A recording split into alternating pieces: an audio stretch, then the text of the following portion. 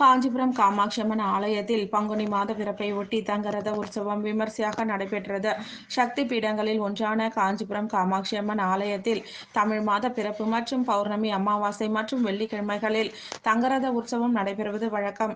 அந்த வகையில் பங்குனி மாதம் முதல் நாளையொட்டி தங்கரத உற்சவம் விமர்சையாக நடைபெற்றது.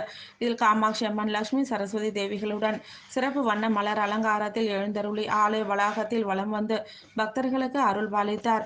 இதில் ஆலய ஸ்ரீகாரியம் சுந்தரேச ஐயர் தலைமையில் சிறப்பு சங்கல்பம் செய்து தங்கத்தேர் விழாவினை துவக்கியது. உடன் சங்கரமட நிர்வாகி கீர்த்திவாசன், மணியக்காரர், சூரி உள்ளிட்ட ஏராளமான பக்தர்கள் கலந்து கொண்டனர்.